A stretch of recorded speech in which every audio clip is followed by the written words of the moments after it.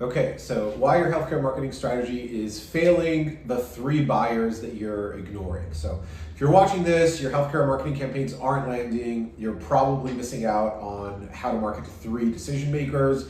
They're very different. You have to target them right. You have to target all of them simultaneously. If you do, you're going to watch your results skyrocket. I'm going to explain exactly how to do all of this in just this video.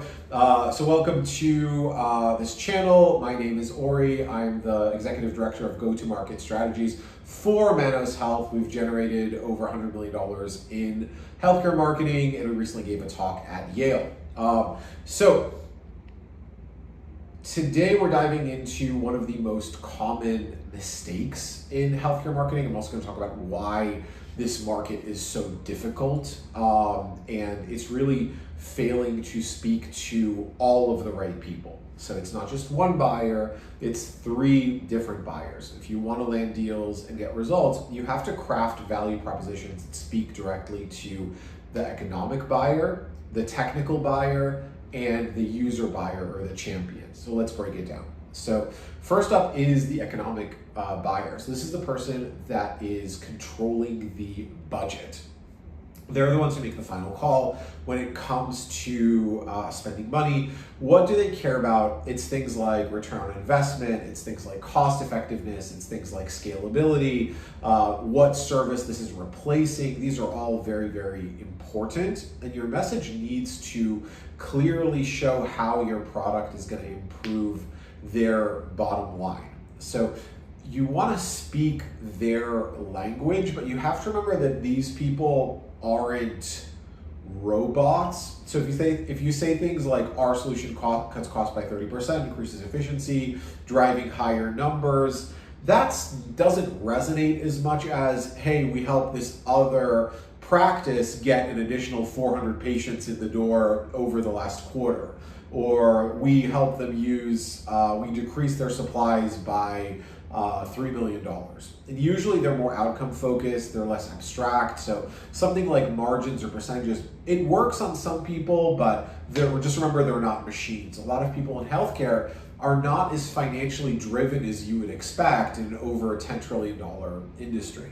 So the second section is technical buyers. So these are the people who are responsible for implementing the solution.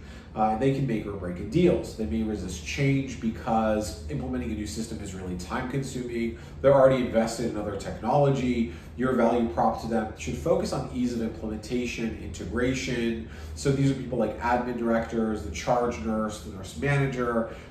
So we have a client where they use AI to help detect different cancers. And the problem is the technical buyers and the people on the front lines, they don't necessarily want like half of the people in radiology to get fired. Because you can, even though this product literally helps cure cancer, you're running into issues where it makes great financial sense, but there's pushback from some of the technical buyers and some of the user buyers. These guys don't want to lose a job. And this leads into the third category. These are the actual users that are on the front line. So your surgeons, your nurses, your consumers that are using the product, they may not have the final say. Their feedback can heavily influence the buying decisions. They care about usability, how the product's going to help them. So if you say things like, you can see 5 times as many patients, and you can increase your productivity, like stuff like that'll work. Like it'll reduce procedure time by 20%. You're not going to compromise quality. Your chances of getting into some kind of a malpractice lawsuit drop a lot. If you use these practices, they can double check your work. So if you're not speaking to all three of these buyers in your messaging, you're really missing out. Make sure your campaigns address the concerns of economic, technical, and user buyers simultaneously. You have to appeal to all three in your messaging, and you're going to start seeing stronger results from your marketing efforts.